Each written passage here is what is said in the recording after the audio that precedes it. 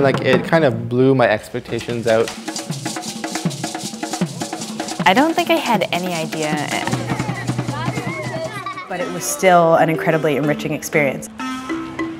My name is St. Albert Smith. I am the Field School Director for Simon Fraser University Field School Program to Ghana, West Africa, in the art program. It's definitely an eye-opening experience. I mean, you get to learn things that you were never taught in school, especially a very unique perspective of history. And just meeting new people with different perspectives of your own is very transformative, very sort of grounding and an eye-opening experience. Yeah, I expected it to be different. So in that sense, mainly in the way that people interact with each other. I think that was the biggest surprise. I probably could not have expected what Ghanaians would be like. Ghanaians are the most friendly of people. They're really friendly towards foreigners. So when they see you, they're just very, very welcoming, and they're all saying "Akwaba," which is welcome. They're always singing, they're always dancing, they're very happy people. They're always very friendly and very curious in terms of what you are up to, what kind of student you are, and what you think of your Ghanaian experience. Just so open with us and so excited to have us there. You know, they just love that, like, we're there, we're making an effort to be a part of their culture, like to understand it. So whenever we would speak Tree, which is one of the ethnic languages they speak there, the fact that we were even trying, they would lose their minds. Like, same with knowing the dances. You know, sometimes we'd just be together and one of us would bust one of them out, and the Ghanaians would just lose their minds. They just couldn't even believe that we knew their dances. You know, they just thought it was the coolest thing ever, which then we thought it was the coolest thing ever because they were so excited about it. And it was like, they thought it was really awesome that we wanted to be there and wanted to learn, and I think they really appreciated that. All our participants in the Ghana Field School, everyone will dance at some point, and everyone will be doing some music at some point. Dance and music is important to all Ghanaians. It's a very important aspect of all Ghanaian life. I mean, like, everywhere you go, there's people singing and dancing, but also too, it's a huge tradition there.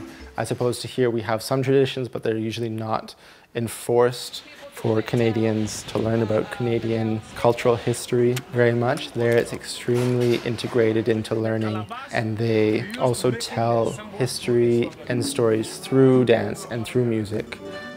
It is necessary to use the performing arts as a way of transmitting the language of their culture through movement, and also transferring the language of the culture through the drum or through a musical form or a artistic form, a theatrical form. There's not that critical thing of saying, I'm a great musician or I'm a great dancer. It's not that important, but everybody has a voice through musical language or through the language of movement. You get to learn a sense of rhythm, whether you like it or not, whether it be through music or if it's through dance. You learn too about different traditions completely counter to ones that you might know.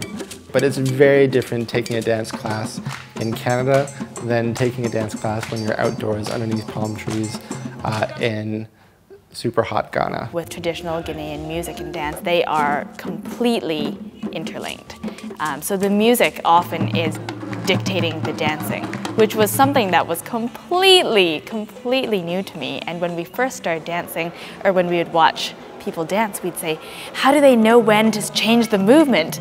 It's, you know, they do something and they're repeating it for about 40 times, and all of a sudden they all switch at the same time, and we were like, how does everybody know? And it was because the drum, the master drum, would indicate when it was time to change. And it just getting in tune with, or rather dancing and listening to the music at the same time in a way where it's communicating with you what to do, I thought was very novel. So that really changed my perspective on the relationship between music and dance. Initiations behind the movements, the body parts that were being used, the muscles that were being used, was just totally different. I mean, you literally had to start from the ground up, and also pretty much all of the Ghanaian dances that we learned, the style of the back was kind of a forward which was like so incredibly foreign to me, and that was the hardest part. It wasn't learning the gestures or the arms or the legs, it was just learning to like set myself up in this position that felt so weird and wrong to me, and it felt like everything that was against everything that I learned in all my training.